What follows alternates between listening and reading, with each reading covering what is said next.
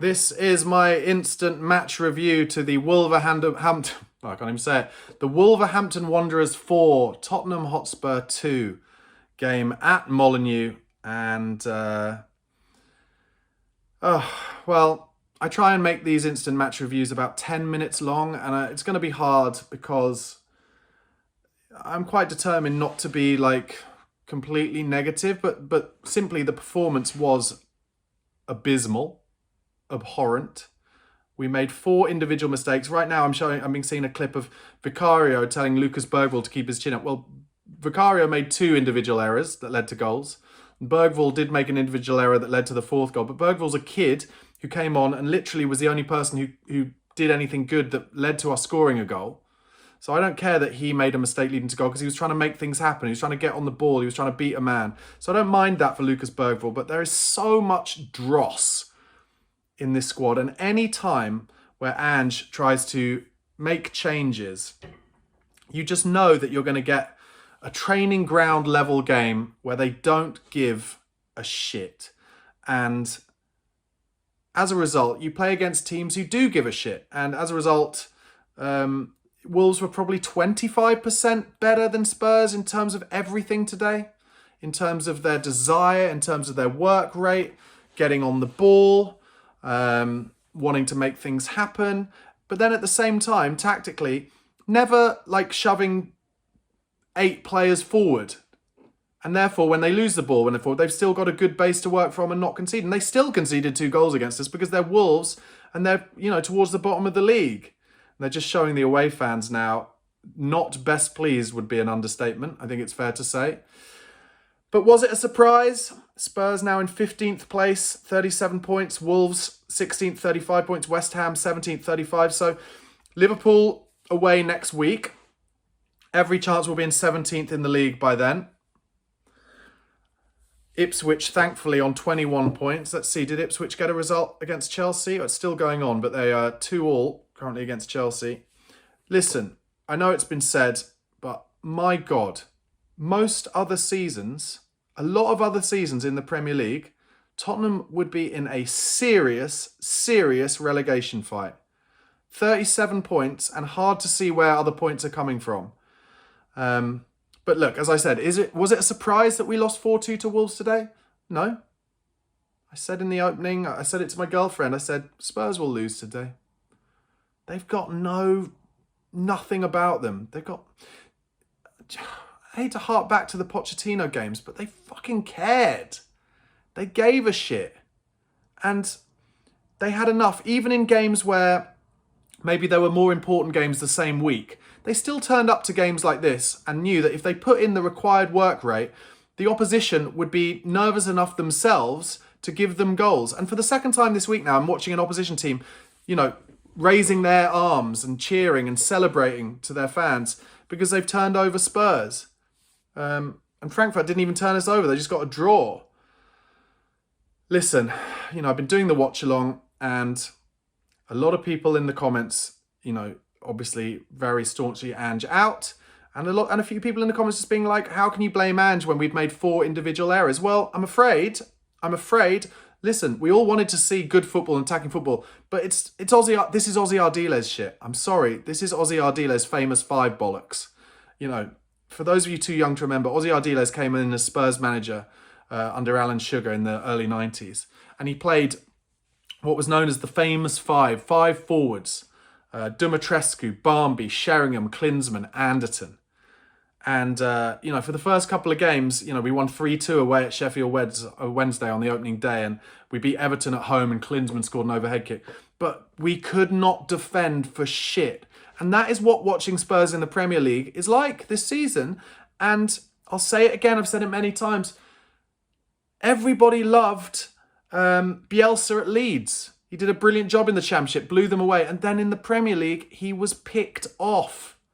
And Ange, time and time again, tactically, is being picked off. And even in these games where, I didn't come into this game really caring that much because I only care about Thursday night. But I don't want to be embarrassed. Romero gave away a goal from trying to pass when he should have just hacked it off the pitch. Bergvall trying to beat a man when he shouldn't have done, but like I said, I don't blame him for it. Vicario, just lack of concentration, not making the right decision. And, well, let me put it this way. It would be the comeback to end all comebacks if Ange Postecoglou found a way to win the Europa League this year, keep his job, and then do a job good enough next season to not get sacked. And I said it during the watch-along, if we manage to win the Europa League, and with the lack of momentum and the disappointing mentality within the club and the squad, I find it very difficult to believe that we will. But if we find a way, because let's not forget, we did put in a better performance against Frankfurt in the week, but if we find a way, it would be the biggest shock in football, because there's no momentum, no mentality, no belief, and a massive lack of concentration at important times.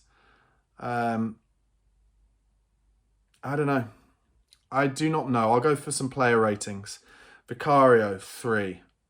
Looked shaky the entire game. Gray, 4. Didn't look great, I have to say. Not really given many options by other players. There was a severe lack of movement on the pitch. Just jogging around. I've said it time and time again. I'll say it again.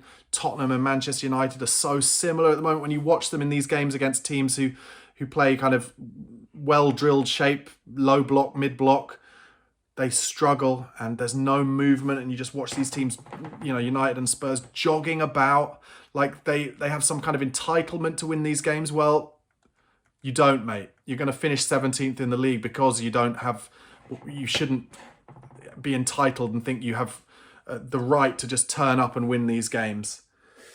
Jed Spence put a shift in. I'll give him a 6. Romero, I'm going to have to give only a 5 because of that mistake. Ben Davis tried, but probably only a 5. Midfield, Bissouma got hiked off after 50 minutes. Give him a 4. Sarr got hiked off after 50 minutes. I'll give him a 5. Madison, 6, tried hard, didn't really do much. Johnson, 5.5. Solanke, 5. Tell, I thought, looked like he was trying stuff in the first half at least, so I'll give him a 6. But it was boring. It was boring to watch. It was shit. Fascinated once again to hear what Ange Postecoglou will come out and say. What will he blame? The Thursday, Sunday difficulty? Having to rest players for this Thursday? Yeah. I mean, let's try and look at some positives. Thursday night, a chance for the team to make everybody forget about this. Win or bust, Judgment Day again. We're still in the tie, and that's important. A lot of people were saying, weren't they, it's unfair that Tottenham had to play their first game of the 2 legs in the Europa League quarterfinal at home and the away leg away. I disagree. I think it's lucky that we had to play the first one at home because it means we're still in it away. I think if we'd played the first leg away, there's every chance we'd lost 3-4-0 and we'd be out of the tie. So we're still in it, and we have a chance to let players like Christian Romero, who has won 2 Copa Americas and a World Cup, and then turns up in games like this, and for about the 6th time this season, his lack of concentration has given away a goal. We have a chance for him to show that he can take the game by the scruff of the neck away at Frankfurt in a difficult atmosphere and get Tottenham through it.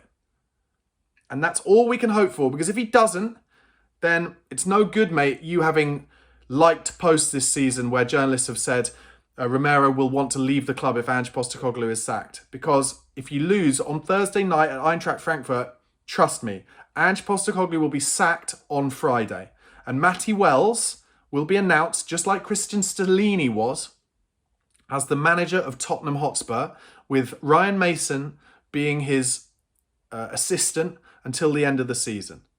That is what I'm 100% sure that is what will happen on Friday if we go out against Eintracht Frankfurt. And it doesn't matter how we go out. It doesn't matter if we get absolutely dicked, and it doesn't matter if we lose on penalties. We will be basically in 17th place in the league, because that's where we'll be after we lose at Anfield next weekend. And Ange will not have a job on Friday.